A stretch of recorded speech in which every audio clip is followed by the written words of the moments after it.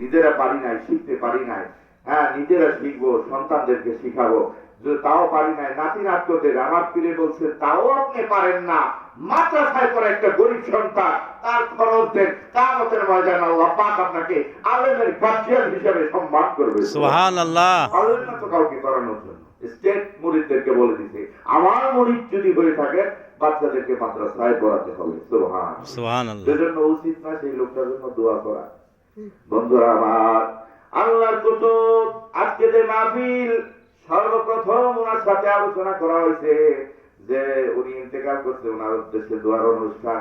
উনি যেদিন মারা যায়, আপনাদেরকে ভালো করে, ওনাকে ভালো করে চিনি, মারা যাওয়ার পরে ওনার কাছে সংবাদ গেছে, ওনার যিনি সাথে থাকে পিএস আব্দুর রহমান ভাই, উনি আমার ফোন দিতে, ফোন দিয়ে জিজ্ঞেস করছে, হ্যাঁ কোন সরোয়ার ভাইয়ের আব্বা, সরোয়ার ভাই আরো দরবারে আছে। তখন বললাম আমি যে ওনার কথা বললাম। তখন উনি খুশি হইল। এবং আল্লাহর কুতুবের শ্বশুর নানাদানকে আপনারা চিনেন, উনি বারবার খোঁজ খবর নিছে, আপনাদের এখানে জানাজা কেমনে হয়েছে, কেরা জানাজা পড়েছে, কেমনে কি করছে, ওইখান থেকে দোয়া হয়েছে।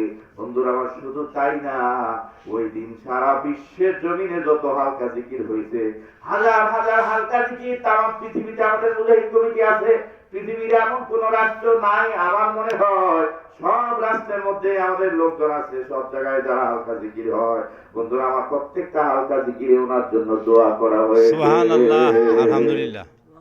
এমনিও না ভাই, উনি দোয়ার কাজ করে গেছে, এজন্য দোয়া পায়। আপনিও কাজ করে যাইতে হবে, তাইলে আপনিও দোয়া অবশ্যই পাবেন। সেই দোয়ার অনুষ্ঠানে আজকে, ঠিক কিনা বলেন? জি। তো বন্ধুরা আমার, লোকের প্রয়োজন নাই, বেশি মানুষের প্রয়োজন নাই। আল্লাহ পাক যাদেরকে জান্নাতে দিবে দুনিয়ার জমিনে, তাদেরকে বাছাই করে করে তাদেরকে দিয়ে কাজ করাবে। আপনি সারা মাস কাজে গেলেন না, মাস শেষে বেতন আমরা গেলে দিব না? দিব রে ভাই, দিব? কোনোদিনও আপনাকে দিবে না। হ্যাঁ, দেখা গেছে আল্লাহ পাক যাদেরকে জান্নাতের মধ্যে দিবে, খালি একবারে তানজানিয়া জান্নাতে দিয়ে দিব এরকম না। জান্নাতে তো সোজা জিনিস না। নবী রাসূল সাহাবায়ে কেরাম ওলিয়া কেরাম পাতার ছাল রয় নাই, জি, পিশাব করে। পিশাব কি পরিমাণ কষ্ট উনি করে, কি পরিমাণ কষ্ট উনি করে, কত আমল উনি করে। এই জমানায় মানুষ এত আমল করনেওয়ালা, এই যে বার আমরা কয় ঘন্টা কথা বলি, উনি এই যে আপনার মাহফিলে চান, হ্যাঁ রাত্রে রাত উনি ঘন্টার পর ঘন্টা কথা বলে, হ্যাঁ কি পরিমাণ কষ্ট পরিশ্রম করে। তো আমার উস্তাদ, আমার পীর, আমার শায়েখ, হ্যাঁ উনি যদি এত কষ্ট পরিশ্রম করে, আমি আবার একটা এমন মুরিদ কই হয়ে গেছি। জি জি, এই যে শুনেন, দেখেন অনেক ভাইরা আছে না, শুনছে অনেক, আজকে মাইকও মারা হয়েছে না? জি। তুমি কেমন ভাই আমার, একটা ভাই ইন্তেকাল করছে, তার দোয়ার অনুষ্ঠানে তুমি আসো না? তুমি গোড়ার টিমের ভাই, হ্যাঁ তুমি আমার গোড়ার টিমের ভাই, মনে রাখো তুমি মারা যাওয়ার পরে লোক পাইবে না। আমরা মুসলমান সবাই ভাই ভাই। দেখেন ওলামায়ে কেরাম, ওনাদের এখন ঘুমের টাইম, হ্যাঁ আমার এখন নাকের কাল দিয়ে ঘুমানোর টাইম এই মুহূর্তে, কিন্তু দ্বীনের খেদমতের কারণে কোরআন হাদিস পড়ে আমরা বিপদে পড়ছি। বলবেন কেন? এই সংবাদগুলো পৌঁছায় দিতে হবে মানুষের কাছে, ঠিক কিনা বলেন? ঠিক। কিছুদিন আগে মানিকগঞ্জ জেলার মধ্যে সদরে একটা তাবলীগ জামাতের ভাইরা আসছে। আমি আমার কাঁকড়াইল মাদ্রাসায় পড়াশোনা করছি, এটা অনেকে জানে। তা আমাদের শায়েখের আত্মীয় সাইফুল ডাক্তার, উনি এখানে আমেরিকাতে থাকে, ওখানে তরিকার কাজ করে, অনেক বড় ধরনের ডাক্তার। উনি দাওয়াত দিচ্ছে আমার আরেক হুজুর।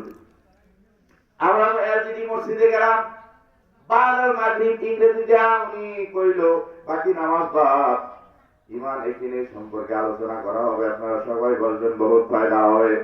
বন্ধুরা আমার, তারপরে সয়সুলের বয়ান স্টার্ট করা হইল। সয়সুলের বয়ান করলো চাইনিজ ভাষায়।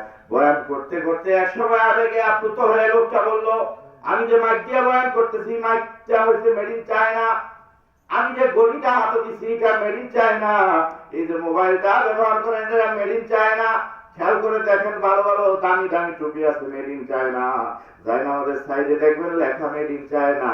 দুনিয়ার যত কিছু আছে সব আপনি, এমনকি আপনি যে মুস্তা আছেন, সামথিং একটা ব্লেড, ছোট্ট একটা ব্লেড, এই ব্লেডটাও চায়নারা আবিষ্কার করেছে। সুবহানাল্লাহ। এই চাইনিজ মুসলিমরা তাবলীগ জামাতে আইসা বলতেছে যে দেখেন, বাংলা জমিনে যখন দ্বীনি দাওয়াতি কাজে আসলাম, হ্যাঁ চিল্লায় যখন আসলাম, তাকায় দেখলাম এলাকায় এলাকায় ঘরে ঘরে প্রান্তে প্রান্তে মাদ্রাসা, হ্যাঁ মসজিদ, হ্যাঁ যখন আজানের টাইম হয় চতুর্দিক থেকে কি সুন্দর আজানের ধ্বনি আসে। সুবহানাল্লাহ, আল্লাহ